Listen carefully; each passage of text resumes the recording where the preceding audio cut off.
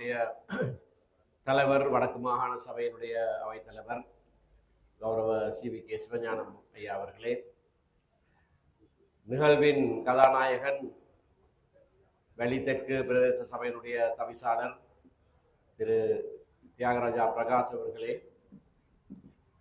யாழ்ப்பாண மாநகர சபையினுடைய முதல்வர் உள்ளிட்ட மற்றைய உள்ளூராட்சி சபைகளுடைய தவிசாளர்கள், பிரதி தவிசாளர்கள், உறுப்பினர்கள், கட்சியினுடைய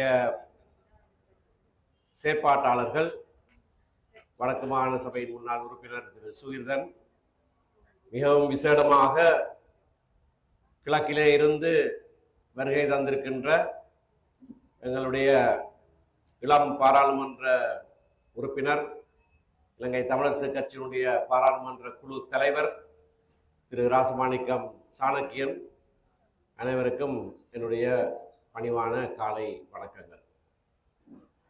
தலைவர் தன்னுடைய உரையிலே நிறைவு செய்கிற போது வலிகாமத்தை தானும் பூர்வீகமாக கொண்டவர் என்று பெருமையோடு சொல்லி அமர்ந்திருக்கிறார். நானும் இந்த பிரதேச சபைக்கு உட்பட்ட பகுதியிலே தான் பிறந்தவர். இணுவில்ல பிறந்த அவரும் அங்கதான் பிறந்தார். பிறப்பை வைத்து உரிமை கொண்டாடக்கூடிய பிரதேச சபை எல்லை இது. சொல்லுகிற போது ஒரு சம்பவ நினைவுக்கு வருகிறது. என்னுடைய தேசிய அடையாள அட்டையிலேயும் இணுவில் என்றுதான் இருக்கிறது. பிறந்த இடம் இணுவில் என்றுதான் இருக்கிறது.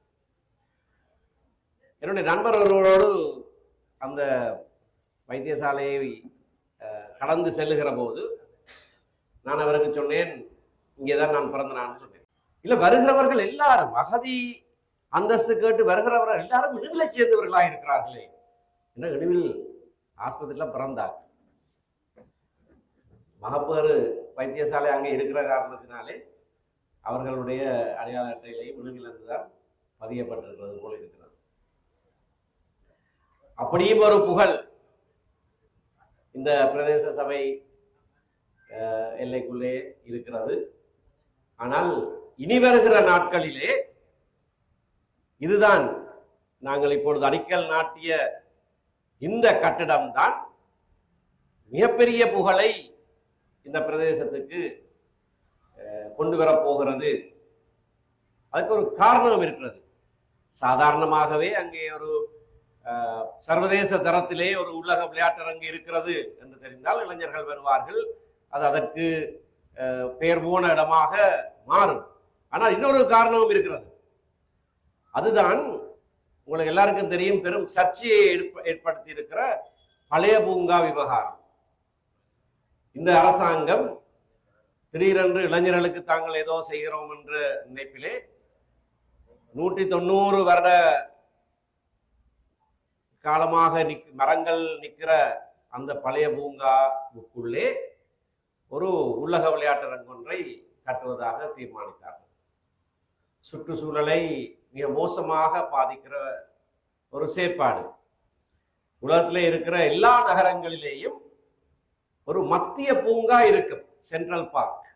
எந்த நகரத்தை எடுத்தாலும், உலகத்தில் எந்த நகரத்தை எடுத்தாலும் ஒரு மத்திய பூங்கா இருக்கும். கொழும்புக்கு போறவர்களுக்கு தெரியும், டவுன் ஹாலுக்கு முன்னால, மாநகர சபைக்கு முன்னால வேற மகாதேவி பார்க்குது. எல்லா இடங்கள்லையும் இருக்கு. யாழ்ப்பாண நகருக்கு ஒரு மத்திய பூங்காவாக உருவாக்கப்பட்டதுதான் இந்த பழைய பூங்கா. யாழ்ப்பாண நகரத்தினுடைய முதலாவது அரசாங்க அதிபர் ஒரு வெள்ளைக்காரன். அவர் தனியார் காணிகள் பலவற்றை தன்னுடைய காசு விலை கொடுத்து வாங்கி அதனை இந்த நகரத்துக்கான மத்திய பூங்காவாக அதனை பேணி பாதுகாக்க வேண்டும் என்று அதை ஒரு நன்கொடையாக, ட்ரஸ்ட் என்று சொல்றது, அறக்கட்டளை நன்கொடையாக அதனை கொடுத்திருக்கிறார். ஆகவே சில சுற்றாடல் ஆர்வலர்கள் அந்த இடத்திலே வேண்டாம், அது சுற்றுச்சூழலை பாதிக்கிற விடயம், அதை வேறு இடத்திலே செய்யுங்கள் என்று கோரிக்கை எழுப்பினார்கள். அப்பொழுதுதான் தெரிய வந்தது, அங்கே இருக்கிற உத்தியோகத்தர்களே, அரசாங்க அதிபர் உட்பட உத்தியோகத்தர்களே சில மாதங்களுக்கு முன்னர் ஒரு அறக்கட்டளையையும் ஸ்தாபித்திருக்கிறார்கள். ஒரு அறக்கட்டளையை ஸ்தாபித்து கூட்டம் வைத்து தீர்மானம் நிறைவேற்றிருக்கிறார்கள். இதுல இனிமேல் ஒரு கட்டடமும் கட்டுவதில்லை என்று தாங்களே தீர்மானித்திருக்கிறார்கள். தீர்மானித்து விட்டு அவர்களே அங்கே ஒரு கட்டடம் கட்டுவதற்கு முயற்சி செய்த போது ஒரு சுற்றுச்சூழல் விரும்பி நீதிமன்றத்திலே ஒரு தடை கட்டளையை பெற்றார். நான் அவருடைய சட்டத்தரணியாகத்தான் கடமையாற்றுகிறேன். உடனடியாக எங்களுக்கு எதிராக எழுப்பப்பட்ட, நான் சட்டத்தரணியாக இருக்கிற காரணத்தினால் எழுப்பப்பட்ட கோஷம், இவர்கள் அபிவிருத்திக்கு மாறானவர்கள், இளைஞர்களுக்கு தேவையானதை செய்ய விடுகிறார்கள் இல்லை, அதை தடுக்கிறார்கள். இன்றைக்கும் அந்த முறைப்பாடு இளைஞர்கள் மத்தியிலே பரப்பப்பட்டுக் கொண்டிருக்கிறது. நாங்கள் அபிவிருத்திக்கு மாறானவர்கள் அல்ல.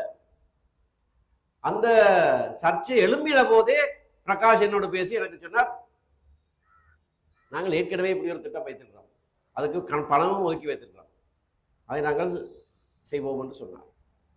இன்றைக்கு அது நிறைவேறுகிறது. மிகவும் திருப்தியாக இருக்கிறது. யாழ் மாநகர சபையும் அந்த நேரத்திலே கட்டட அனுமதி, அங்கே பழைய பூங்காவிலே கட்டட அனுமதி கொடுக்க மாட்டோம் என்று ஏகமனதான தீர்மானம் ஒன்றை நிறைவேற்றியும் இருக்கிறார். நாங்கள் அபிவிருத்திக்கு மாறானவர்கள் அல்ல. ஆனால் சுற்றுச்சூழலை அழித்து இந்த சென்ட்ரல் பார்க் என்று சொல்லுகிற இந்த மத்திய நகரங்களுக்கான மத்திய பூங்காவை உலக சுற்றுச்சூழல் வல்லுநர்கள் எப்படி வர்ணிக்கிறார்கள் என்றால், அந்த நகரத்தினுடைய நுரையீரல் தான் அது, சுவாசப்பை தான் அது. அந்த நகரத்து மக்கள் சுவாசிப்பதற்கு தேவையான சுவாசப்பை தான் ஒவ்வொரு நகரத்திலையும் இருக்க வேண்டிய மத்திய பூங்கா. அந்த மரங்கள், அதில் இருந்து வெளிவருகிற ஆக்சிஜன் தேவையானது. ஆகவே அதை அழித்து நாங்கள் இளைஞர்களுடைய உடற்பயிற்சியை செய்ய முடியாது. ரெண்டும் முரண்படுகிற ஒரு விடயம். ஆகையினாலே இன்றைக்கு அரசாங்கம், மத்திய அரசாங்கம் 17 கோடி இதற்கு ஒதுக்கி வைத்தார்களாம். இந்த வழக்கிலே தடை உத்தரவு வந்த காரணத்தினாலே அது பணம் திரும்பி போகிறது என்று பெரும் ஒப்பாரி எல்லாம் நடக்குது. 17 கோடி தான். இங்கே 33 கோடியில் ஒரு சபை, ஒரு உள்ளூராட்சி சபை கட்டணத்தை கட்டுறார்.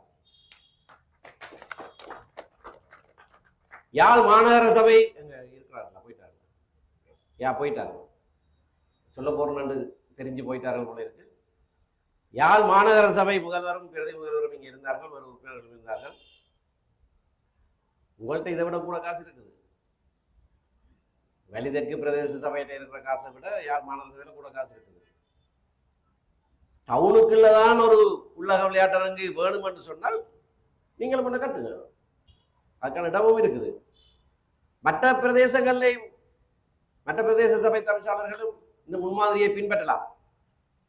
ஏனென்று சொன்னால் இது இன்றைக்கு அத்தியாவசியமான ஒரு விடயமாக இருக்கிறது. இளைஞர்கள் அருத்தந்தை பேசுகிற போது சொன்னதை போல அவர்களுடைய உடற்பயிற்சி என்ற விடயம், வெளியிலே விளையாடுவது ஒரு விடயம், ஆனால் உலக விளையாட்டரங்கிலே அவர்கள் பயிற்சி பெறுவது, போட்டி பந்தயங்களிலே பங்கு பெற போகிறவர்களுக்கான பயிற்சிகள் என்று பல விடயங்கள் உண்டு.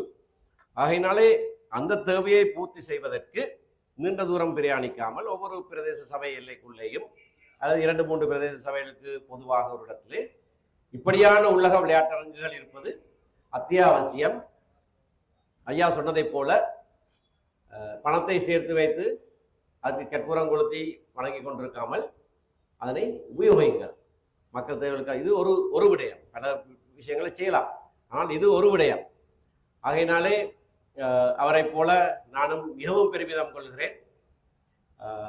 எங்களுடைய ஆட்சியிலே இருக்கிற உள்ளூராட்சி சபை ஒன்று இப்படியான வினைத்திறன் உள்ள மக்கள், அதுவும் விசேடமாக இளைஞர்களுடைய தேவையை பூர்த்தி செய்கிற ஒரு செயற்பாட்டை தாங்களாகவே, விரைந்த நிதியுதவியையும் கோராமல் தாங்களாகவே அதனை செய்ய முன் வந்திருக்கிறார்கள், செய்து முடிப்பார்கள். இது எங்கள் கட்சிக்கு பெருமை சேர்க்கிற ஒரு விடயம். ஆகையினாலே தவிசாளரையும் இந்த பிரதேச சபை அங்கத்தவர்களையும் செயலாளர் உட்பட்ட ஊழியர்களையும் நாங்கள் வாழ்த்துகிறோம், உங்களை மெச்சுகிறோம். மற்றவர்களும் இந்த முன்மாதிரியை பின்பற்ற வேண்டும் என்று விரும்புகிறோம். எங்களுடைய கட்சியிலே இருக்கிற தவிசாளர்களிலே மிகவும் அனுபவம் மிக்கவர்கள் வடக்கு தவிசாளர் திரு சுகிதனும், தெற்கு தவிசாளர் திரு பிரகாஷன் தான். இதை நாங்கள் பல இடங்களிலே நேற்றைய பயிற்சி பட்டத்திலே சொன்னோம். ஆகையினாலே மற்ற தவிசாளர்கள் கூட பிரச்சனைகள் எழுகிற போது எண்ணத்திலே ஓடி வராமல் ஐயாடத்தில் போகலாம். அவருக்கு சொன்னதை போல 65 வருட கால அனுபவம் உள்ளூராட்சி நிர்வாகத்தில் இருக்கிறது.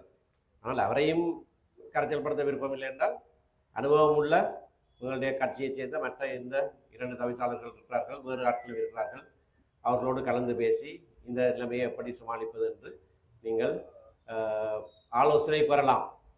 ஆகையினாலே மிகவும் சந்தோஷமான இந்த நிகழ்வை ஆரம்பித்திருக்கிற தெற்கு பிரதேச சபைக்கு எங்களுடைய வாழ்த்துதல்களை தெரிவித்து உரையை முடித்துக் கொள்கிறேன். மேலதிக செய்திகளுக்காக எமது யூடியூப் தளத்தை சப்ஸ்கிரைப் செய்யுங்கள்.